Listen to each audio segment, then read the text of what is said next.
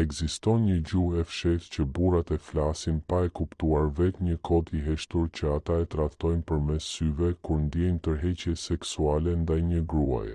Për vite me radhë kam studiuar sjelljen njerëzore dhe psikologjinë e dëshirës dhe kam vërejtur se ekzistojnë 3 pika shumë specifike ku shikimi mashkullor bie automatikisht dhe pa vetdije sapo ai ndjen një tërheqje të fortë fizike.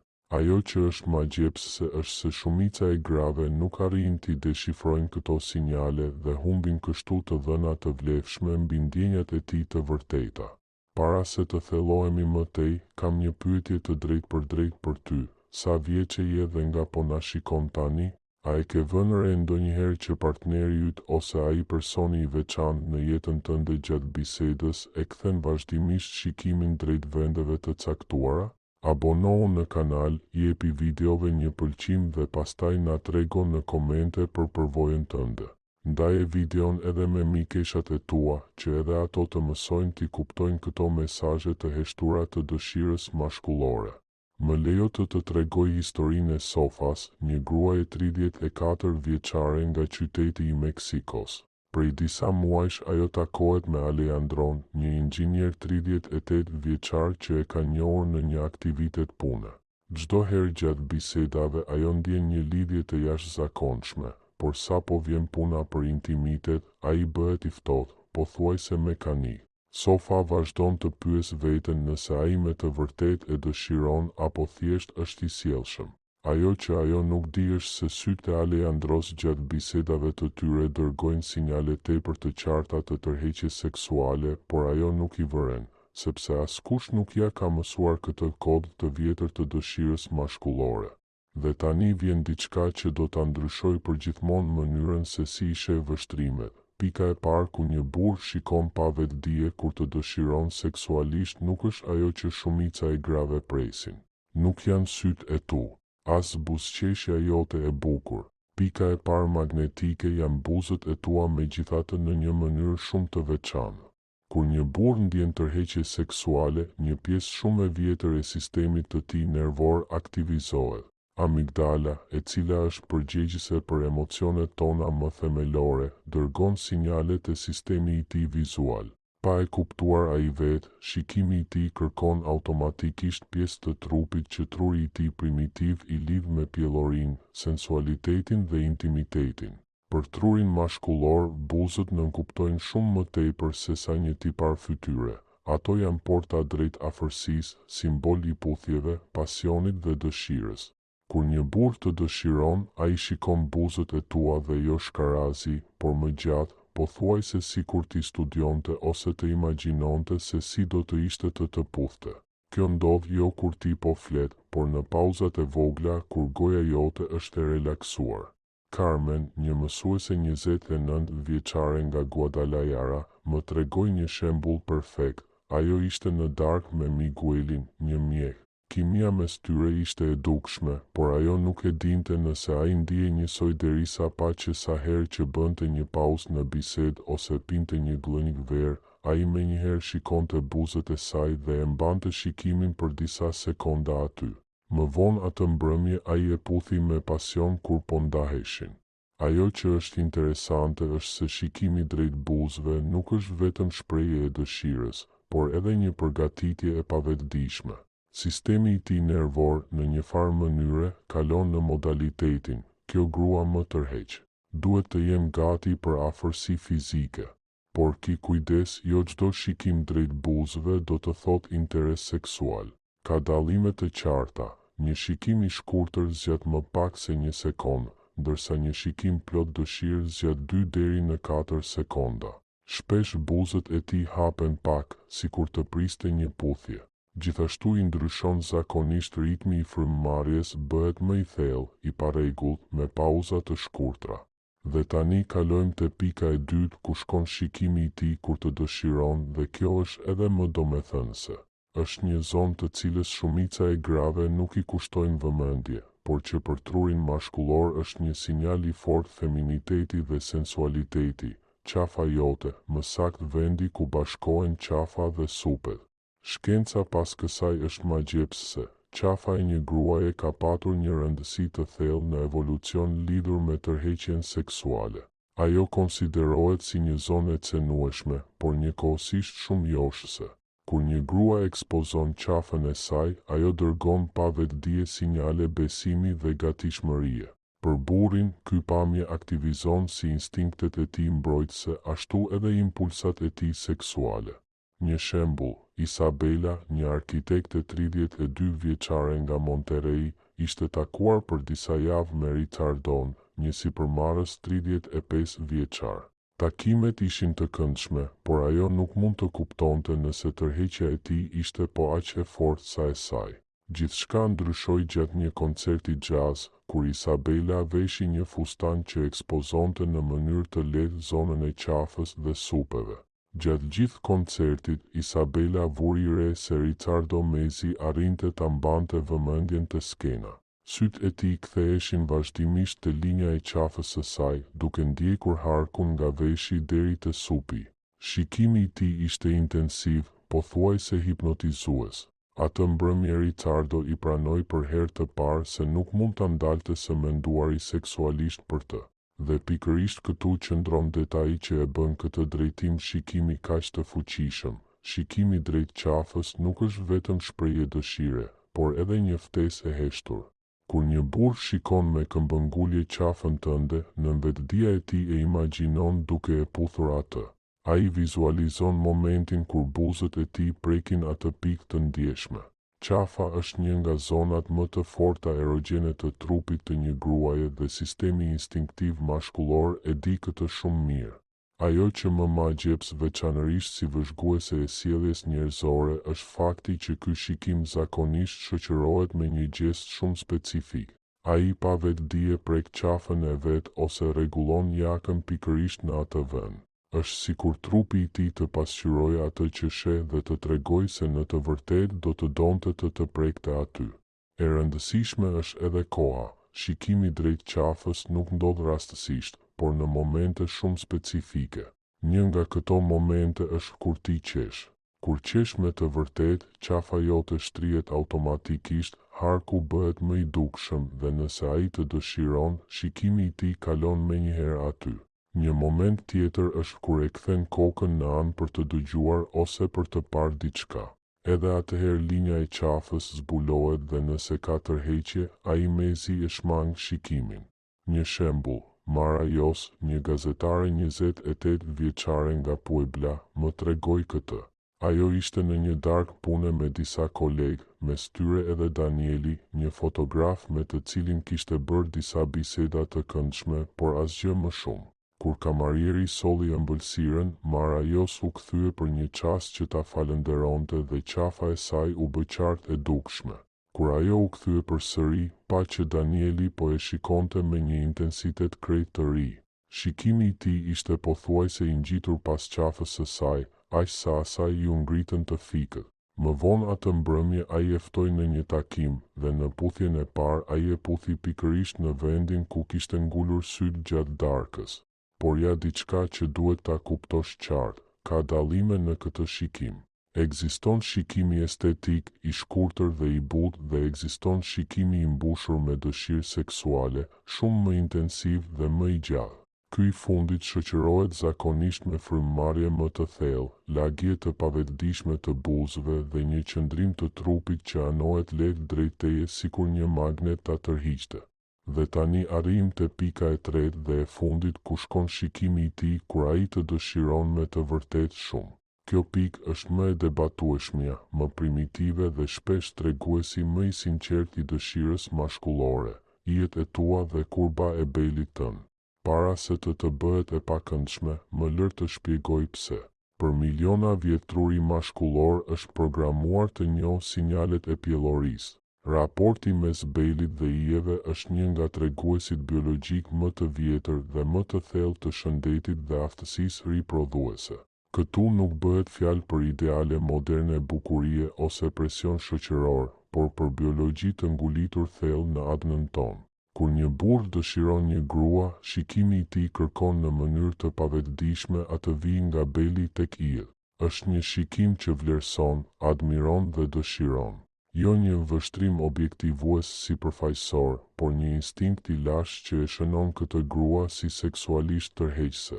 Valeria, një kontabiliste 30 vjeçare nga Tijuana, e përjetoi vetë këtë.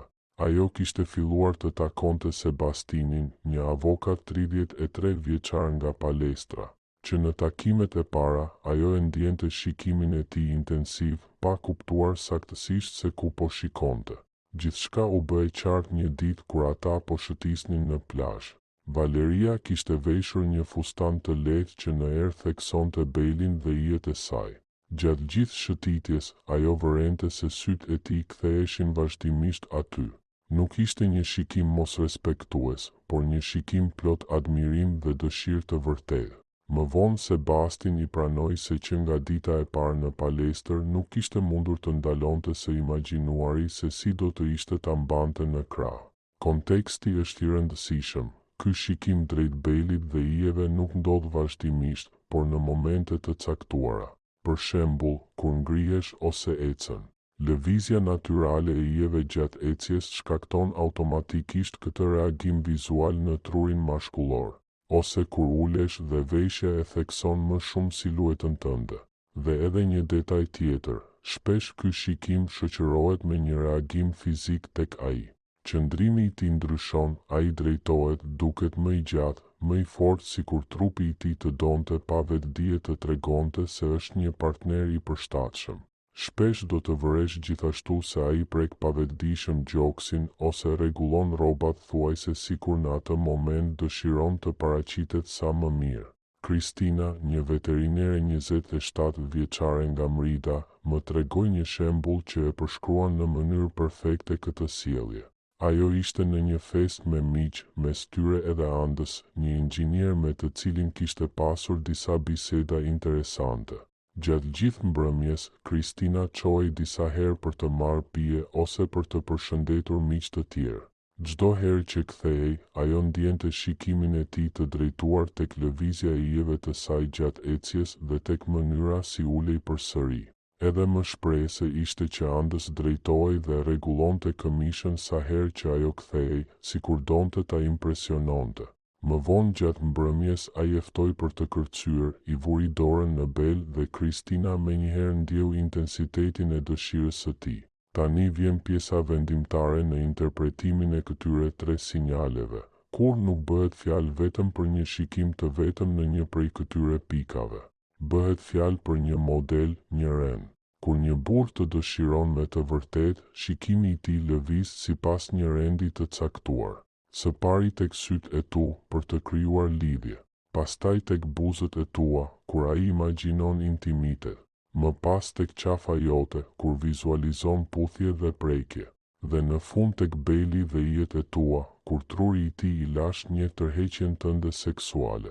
Më e rëndësishmja, këto sinjale nuk janë ftesë automatike për kontakt fizik. Ato janë informacione, shenja që tregojnë se çfarë ai vërtet ndjen. Shumë gra gabojnë duke i interpretuar si presion ndërkohë që janë thjesht të dhëna që mund të të ndihmojnë të vendosësh më qartë se si dëshiron të veprosh në këtë situatë. Dhe këtu qëndron ajo që unë e gjej magjepsëse. Sapo një grua i kupton këto sinjale, fiton një qartësi të jashtëzakonshme. Nuk ka më nevojë të hamendësoj nëse ai e dëshiron me të vërtetë apo thjesht është i sjellshëm. Nuk ka më nevojë të interpretoj aluzione kontradiktore. Ajo ka informacione të qarta dhe të drejtpërdrejta për dëshirën e tij seksuale. Një shembull për këtë është Aleandra, një dizajnere grafike 31 vjeçare nga Guadalajara. Ajo prej muajsh takoi me Fernandon, një arkitekt 34 vjeçar. Takimet ishin të këndshme, por Aleandra nuk ishte e sigurt nëse ai ndjente të njëjtën pasion si ajo. Pasi mësoi për këto 3 sinjale, ajo filloi të vëzhgonte me më shumë vetdije shikimin e Fernandos. Për habin e saj, ajo konstatoi se ai i tregonte të treja. Sytë e tij shkonin tek buzët e saj kur ajo pushonte së foluri. Ai shikonte qafën e saj kur ajo qeshte, dhe ndiqte vijën e belit të saj kur ajo ecte. Ky vetëdijsim i dha guximin të shprehte hapur ndjenjat e saj. Të njëjtën javë ajo I rrëfeu dëshiren e saj dhe përgjigjja e tij ishte e menjëhershme dhe plot pasion. Të dy kishin ndjerë të njëjtën gjë për muaj të tërë, por asnjëri nuk kishte guxuar ta shprehte qartë. Dhe tani një pikë themelore, burrat janë jashtëzakonisht vizual. Tërheqja e tyre seksuale shkaktohet kryesisht nga ajo që shohin. Gratë, nga ana tjetër, shpesh e ndjejnë dëshiren si një përzierje emocionesh, intelekti dhe fizikiteti. Kjo nuk I bën burrat sipërfaqësor, por thjesht ndryshe. Këto tre sinjale vizuale janë shpreha e jashtme e një procesi shumë kompleks të brendshëm. Kur ai shikon buzët e tua, truri I tij prodhon dopamin lajmtari I dëshirës dhe shpërblimin. Kur shikimi I tij ndalet tek qafa jote, sistemi I tij nervor aktivizon reagime që lidhen me intimitetin dhe afërsinë. Dhe kur ai admiron belin dhe yjet e tua, truri I tij I lashtë njeh në mënyrë instinktive sinjalet e pjellorisë dhe tërheqjes seksuale. Por ka një gjë të rëndësishme. Këto sinjale nuk shfaqen vetëm te burrat që kërkojnë aventura kalimtare. Edhe burrat që duan një lidhje serioze sillen në të njëjtën mënyrë kur ndjejnë tërheqje. Dallimi nuk qëndron te vetë sinjalet, por te konteksti. Një burr që të respekton me të vërtetë do t'i lidh këto sinjale me interes të sinqert ndaj teje.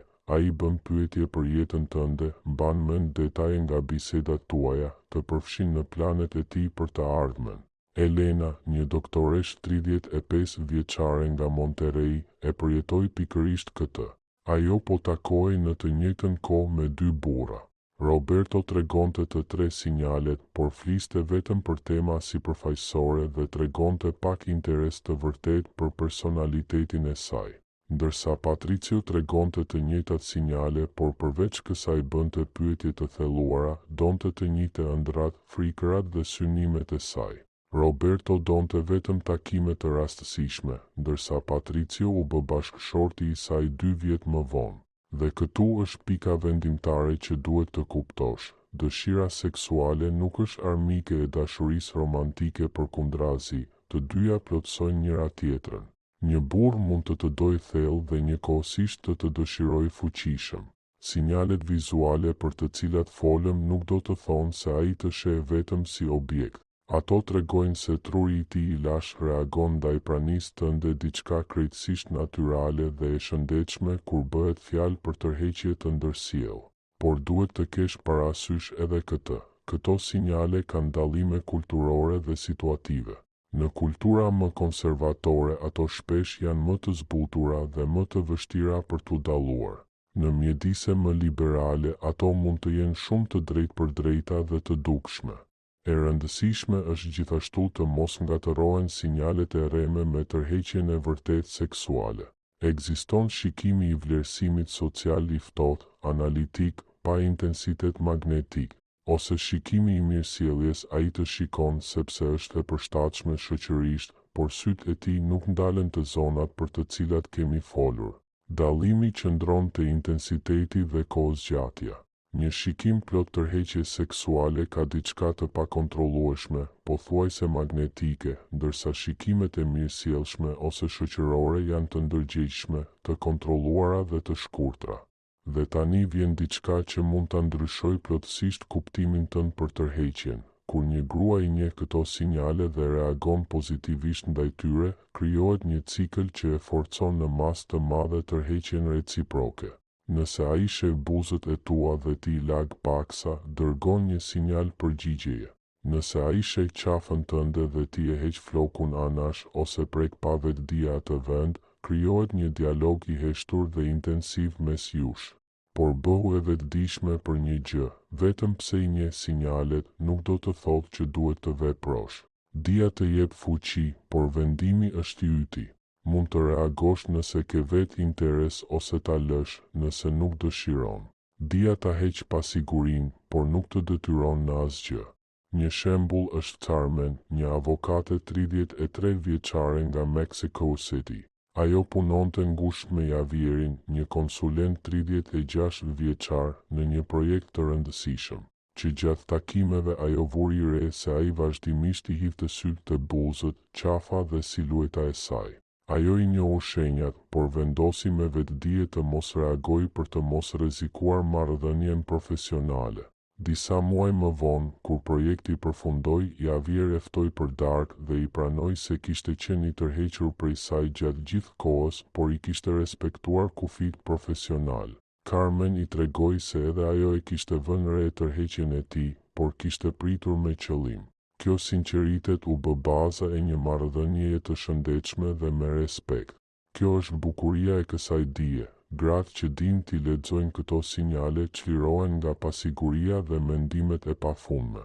Nuk ka më analiza të mesazheve gjatë natës, as hamendje nëse ai është me të vërtetë i interesuar apo thjesht i sjellshëm. Në vend të kësaj, ke tregues të qartë që të ndihmojnë të marrësh vendime më të mira. Këto sinjale, përveç kësaj, ndryshojnë kur një marrëdhënie zhvillohet. Në fillim janë më intensive, më të shpeshta, sepse ai ndërton dhe tregon tërheqjen e tij. Më vonë, në një marrëdhënie më të thellë, bëhen më delikate, më personale. Ai zhvillon një mënyrë krejt të vetëm për të parë unike vetëm për lidhjen tuaj. Dhe diçka tjetër fascinante, kur tërheqja është reciproke, lind një lloj sinkronizimi vizual. Jo vetëm ai shikon buzët, qafën ose belin tënd, edhe ti pa vetdije sheh zonat përkatëse tek ai. Sytë e tu shkojnë te buzët e tij kur mendon për puthje, te qafa e tij kur mendon për intimitet dhe te trupi i sipërm ose krahët e tij kur admiron mashkullorinë e tij. Ky pasqyrim i heshtur është një nga treguesit më të fortë të tërheqjes seksuale reciproke. Dhe tani më lër të flas për dallimet individuale të këtyre sinjaleve. Edhe pse 3 pikat për të cilat folëm vlejnë në mënyrë universale për tërheqjen seksuale mashkullore, çdo burr ka stilin dhe ritmin e tij për t'i shfaqur këto shikime. Disa burra janë më të drejtpërdrejtë dhe të dukshëm, të tjerë më delikat me ta duhet të vëzhgosh më nga afër. Personaliteti, edukimi, kultura dhe përvojat e kaluara ndikojnë në mënyrën se si një burr e shpreh tërheqjen përmes shikimit. Burrat e sigurt zakonisht i mbajnë këto shikime më gjatë dhe më intensivisht. Burrat e turpshëm tregojnë të njëjtat sinjale, por më shkurt dhe më fshehur. Burrat me përvojë të madhe në marrëdhënie shpesh janë më të vetëdijshëm për sinjalet e tyre dhe përpiqen t'i kontrollojnë, por impulsi primitiv pothuajse gjithmonë mbizotëron. Edhe konteksti shoqëror luan një rol të madh. Në grupe, sinjalet shpesh janë më të përmbajtura, sepse të tjerët po shikojnë. Në momente private, përkundrazi, janë më intensive dhe zgjasin më shumë. Në situata profesionale ai mund të përpiqet t'i shtyp, por nëse tërheqja është e vërtetë, ajo do të shfaqet her pas here. Një shembull, Luca, një inxhiniere 29 vjeçare nga Puebla, punonte në të njëjtën ndërtesë me Diego, një arkitekt 32 vjeçar. Ata takoheshin her par hir në ashensor ose në kafeteri. Luca ndjeu një lidhje, por ishte e pasigurt sepse Diego dukej gjithmonë shumë profesional. Një të premte, të dy punuan deri vonë dhe pa pritur mbetën vetëm në ashensor. Në ato pak momente, Luca i vuri qartë re 3 sinjalet. Shikimi i tij lëvizi drejt buzëve të saj kur ajo buzëqeshi, drejt qafës së saj kur ajo u zgjate kopçat dhe drejt siluetës së saj kur ajo u kthye. Kjo i dha guxim që t'i propozoi të pinin kafe pas punës. Diego pranoi menjëherë dhe i rrëfeu se kishte qenë i tërhequr prej saj prej muajsh, por ishte përmbajtur gjatë gjithë kohës. Dhe ja një pikë shumë e rëndësishme, këto sinjale nuk tregojnë vetëm që ai ka interes seksual, por edhe sa i fortë është ai. Frekuenca, kohëzgjatja dhe intensiteti të japin tregues të qartë. Shikimet e shkurtra dhe të rralla tregojnë tërheqje, por jo domosdoshmërisht shumë të fortë. Shikimet e shpeshta, të gjata dhe intensive tregojnë dëshirë të madhe seksuale. Nëse shtohen edhe gjeste të tjera prekje të rastësishme, kërkim arsyesh për të qenë pranë teje, sjellje nervoze ose e emocionuar, kjo tregon se interesi i tij shkon përtej thjesht seksuales dhe përfshin edhe aspekte emocionale dhe romantike. Këto sinjale ndryshojnë me kohën.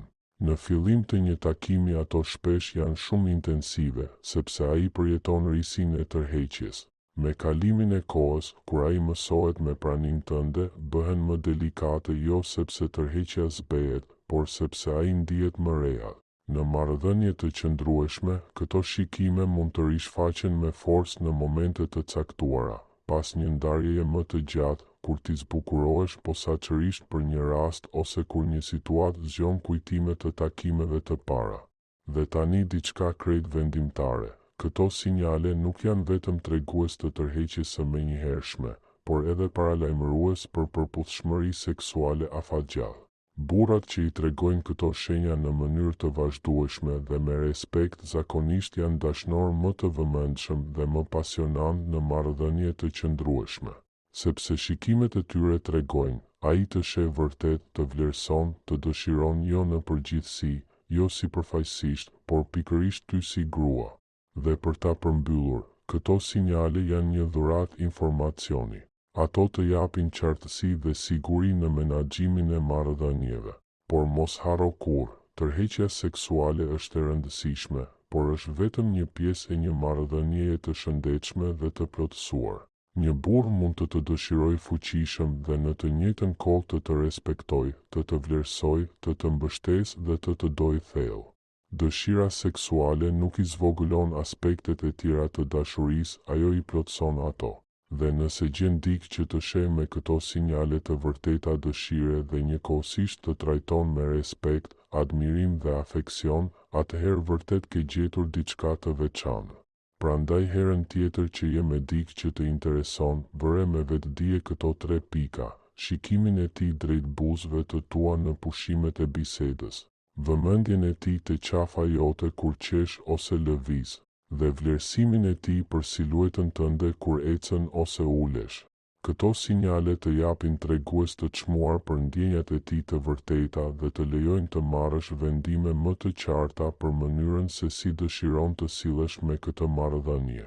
Mbaj mend gjithmonë, dija është fuqi, por mençuria e vërtetë qëndron në mënyrën se si e përdor këtë dije për të ndërtuar marrëdhënie më autentike, më të sinqerta dhe më të plotësuara në jetën tënde.